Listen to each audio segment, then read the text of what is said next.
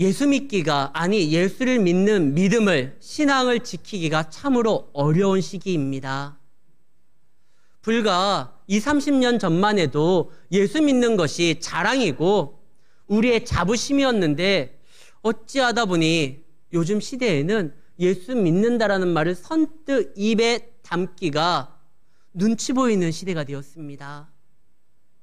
아니, 오늘 은퇴하시는 우리 은퇴자분들이 이 땅에 태어나서 자라났을 때는 6.25 동란이었었고 또 현대사의 많은 비극들을 거쳐 나가시며 지금은 세계에서 우뚝 세워진 대한민국을 세우며 그 신앙을 지키며 살아가는데 더 만든 모진 세월을 신앙으로, 말씀으로 버티며 이겨내셨습니다.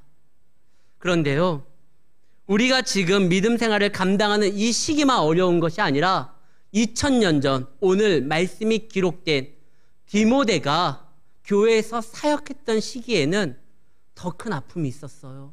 어려움이 있었어요.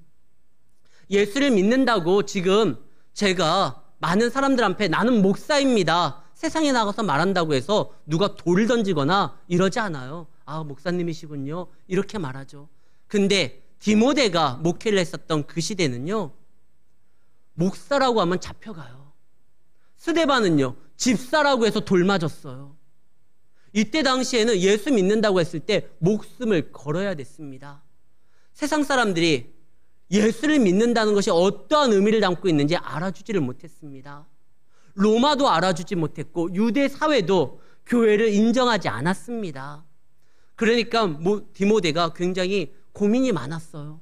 내가 지금 하고 있는 일이 잘하는 일인지.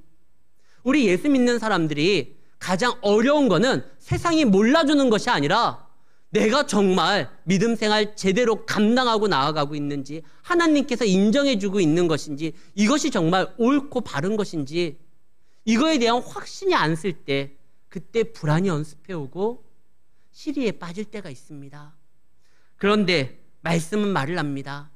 사도 바울이 지금 이러한 어려운 가운데 처하고 있는 어린 목회자 디모데에게 이렇게 말을 하죠. 4장 1절. 하나님 앞과 살아있는 자와 죽은 자를 심판하실 그리스도 앞에서 그가 나타나실 것과 그의 나라를 두고 엄히 명하노니 너는 2절 복음을 전파하라. 너는 말씀을 증거해라. 때를 얻든지 못 얻든지 거기에 대해서 두려워하지 말고 너는 말씀을 전파해라. 왜? 이것이 옳기 때문에 그렇다. 디모데가 왜 낙심을 하냐면 저는 말씀을 전하고 있습니다. 근데 변화가 없어요. 아무리 말씀을 증거하고 선포하는데 성도들의 변화가 없는 건 둘째치고 세상도 조금도 달라지질 않습니다. 과연 내 목회가, 이 사명 감당함이 옳은 건지, 내가 믿음을 지키는 것이 과연 세상에 얼마나 도움이 되고 하나님 나라에 얼마나 귀하게 여겨지는지, 이거 의심이 될 때가 있습니다. 한평생 믿음 생활 감당하고 나아갔는데 변화가 없으니, 사람들이 인정해주지 않으니 두려움이 엄습해 옵니다. 제가 뭐 다른 걸 찾아봐야 될까요? 아니, 너 지금 옳은 일 하고 있어. 하나님 앞과 살아계신 예수 그리스도 앞에서 너 참으로 옳은 일 하고 있어. 세상이 달라지지 않는다고 해서 걱정할 필요 없어. 우리는 사람을 기쁘게 하는 자들이 아니라 하나님을 기쁘게 하는 것인데, 하나님을 가장 기쁘게 하는 것이 무엇이냐? 복음을 증거하는 거야. 그러니까 너 잘하는 거야. 갈라디아서 1장 10절 말씀입니다. 우리는 사람을 좋게 하는 자들이 아니라 하나님을 좋게 하는 자들입니다. 왜? 우리는 하나님의 자녀고 그의 종이기 때문에 그렇습니다. 우리는 하나님의 일을 하는 사람들이에요. 이것만으로 충분히 이 땅에서 살아가는데 의미 있는 행동이고 성공한 삶이라는 것입니다. 사랑하는 성도 여러분, 우리가 말씀을 지키고 나아가는 거 변화가 없다? 염려하지 마세요. 바울은 복음을 심었고 자라게 하는 것은 오직 성령의 역사라고 했습니다. 바울은 씨를 뿌리고 세우는 것은 아볼로였지만 자라게 하는 것은 하나님이었다. 각자의 맡은 역할이 있습니다. 우리가 결과까지 책임질 필요가 없어요. 이번 크리스마스 날 가족 영화를 하나 집에서 이렇게 시청을 했습니다. 기적이라는 영화인데요. 거기에서 보면 공부를 굉장히 잘하는 주인공이 나와요. 전국에서 1등을 하면 국가에서 미국으로 유학을 보내주고 나사라는 곳에서 연수를 받게 해준다고 합니다. 전국에서 1등을 해야 돼요. 아무리 공부를 잘한다 할지라도 시골에서 혼자 이렇게 공부하는 이가 전국에 내놓으라는 사람들과 경쟁해서 이길 수 있을지 걱정이 됩니다. 그때 가족들이 이런 말을 해요. 괜찮아. 그때 주인공이 말을 하죠. 1등 못하면 어떡하지? 야, 누가 너보고 1등 하라고 그랬어? 도전해보라고 그랬지. 해봐. 하나님께서 우리에게 결과까지 책임지고 만들어내라고 한 적이 없습니다. 말씀에 순종하고 나아가라고 한 것이죠. 언제 이스라엘 백성들에게 여리고를 무너뜨리라고 했습니까? 성을 돌아라! 무너뜨리는 건 내가 할 것이다. 말씀을 붙들고 순종하면 우리의 책임이 다 된 거예요. 결과를 이루시는 건 하나님이에요. 오늘 은퇴하시는 우리 장로님들과 권사님 그리고 우리 집사님 믿음 생활 잘 감당하셨는데 오늘의 은퇴식으로 있어서 끝난 건 아닙니다. 행정 절차상 과정일 뿐이지 우리는 주님 오시는 그날까지 끝까지 사명을 감당해야 됩니다. 그러니까 오늘 은퇴시켰다고 다 끝난 건 아니에요. 다음 주에 또 이 자리에서 기도하는 어머니와 아버지로서 책임을 감당하셔야 됩니다. 내가 여태까지 감당했는데도 변화가 없습니다. 변화가 없습니다. 어떻게 할까요? 이런 질문 하실 필요도 없어요. 변화가 있었습니다. 우리 노회에서 우리 교회를 굉장히 걱정했었던 시기가 있었어요. 저 광주 평광교회 분명히 쪼개지거나 사라질 것이다. 참 걱정했는데 그러지가 않았어요. 그래서 물어봐요, 노회에서. 도대체 어떻게 된 거냐? 그때마다 제가 하는 말이 있어요. 우리 교회는 원로 목사님과 또 우리 주님을 신실하게 섬기는 말없이 그 자리를 지키시는 성도님들이 계셔서 그래서 세워졌습니다. 얼마 전에도 우리 장로님들에게 제가 우리 교육자들한테도 그 말을 했는데요. 맞아요. 여러분들의 믿음, 놀라운 변화의 역사를 안 가지고 왔다 스스로는 생각할지 모르지만 하나님께서는 이것을 굉장히 귀하게 여기셨습니다. 그리고 그 위치에 계셨기 때문에 교회가 무너지지 않고 흔들리지 않고 세워질 수 있는 겁니다. 우리 은퇴자들 참으로 귀한 역할을 감당했어요. 근데 이분들이 과거에는요, 아마 교회 수련회나 무슨 행사가 있거나 야유회가 있었을 때 가장 먼저 앞장서셔서 예전에 막 소뚜껑도 이렇게 가지고 갔잖아요. 그거 읽어지고 걸어 다니지도 않았을 거예요. 날아다니셨던 분들이에요. 근데 지금은요, 3층 본당에 올라오는데도 엘리베이터가 필요합니다. 몸이 자꾸 노쇠해집니다. 그렇다고 해서 교회에서 여러분들의 역할이 사라지는 거 아니에요. 젊은 사람들은 도저히 따라갈 수 없는 그동안 축적된 경험으로 인하여 얻게 된 하나님을 알고 있는 그 지식과 영적 분별력과 경험치에서 나오는 지혜가 필요합니다. 아직도 우리 교회는 여러분들의 기도가, 믿음이, 신앙이 필요한 곳입니다. 그리고 이러한 분들을 우리 교회는요, 또 잘 섬겨야 돼요. 어르신들을 홀대하는 교회는 성경적이지 않아요. 약속이 있는 첫 계명이 뭐죠? 내 부모를 공경하라. 우리는 주 안에서 영적인 가족입니다. 먼저 믿는 사람들을 배나 존경해야 될 것은 그들이 우리의 아버지고 어머니이기 때문에 그렇습니다. 그리고 부모님은요, 자녀들에게 자신을 증명하고 자신을 어떻게 어필하기 위해서 뭐 행동하시는 분이 아니에요. 부모님은 자녀들을 품어줍니다. 자녀들은 부모님을 공경하고 부모님은 자녀들을 책임지며 품어줄 때 그때 가정이 잘 되고 교회가 잘 되고 나라가 잘 되는 거예요. 이제 은퇴는 하시지만 하나님 앞에서 더 큰 역할, 이제 기도하는 어머니로서 역할을 아버지로서의 감당을 해야 됩니다.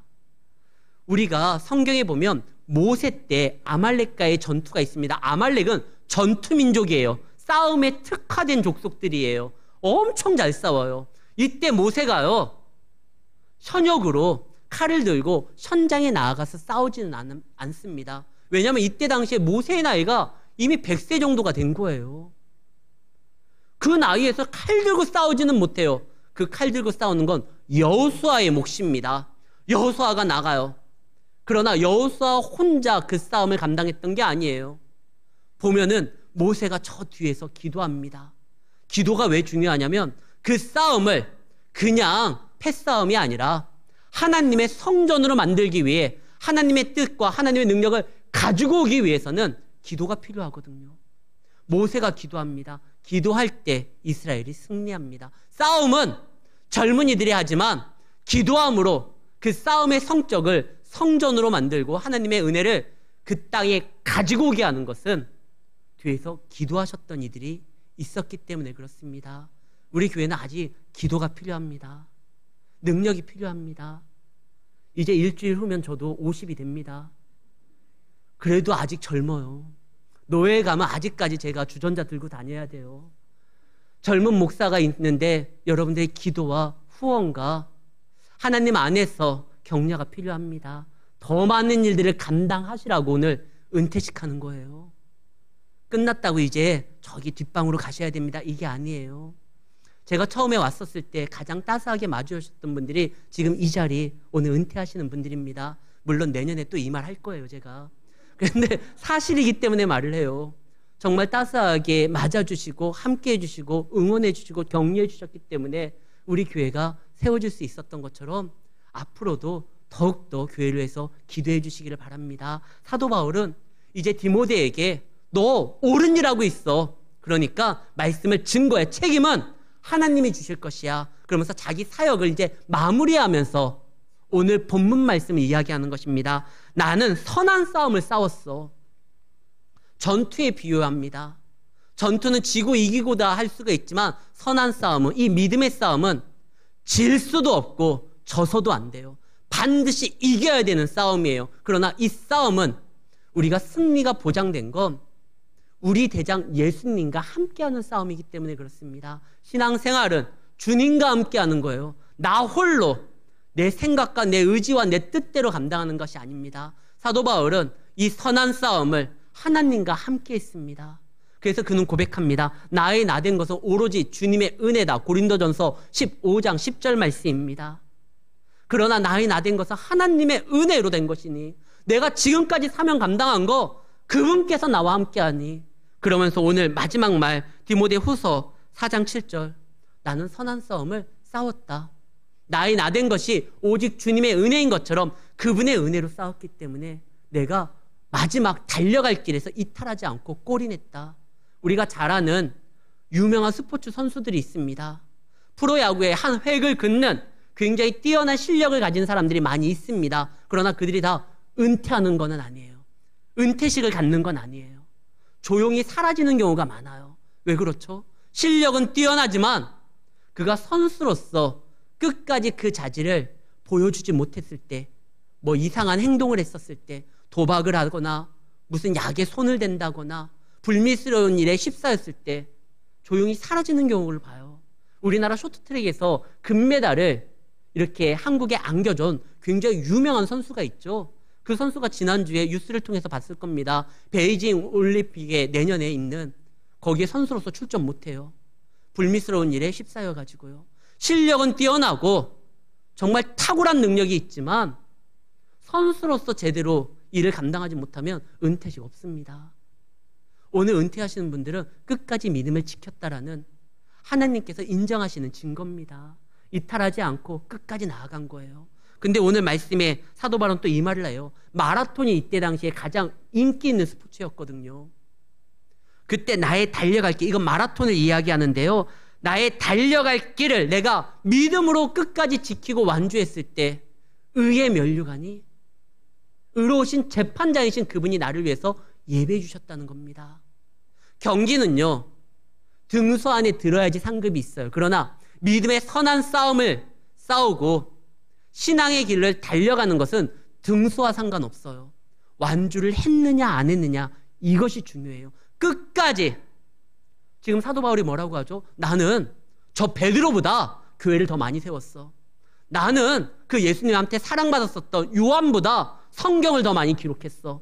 그렇게 경쟁하면서, 그러니까 내가 그들보다 조금 더 나았기 때문에 상급을 받는 거야. 이게 아니라 나는 나의 달려갈 길을, 믿음의 길을 완수했어.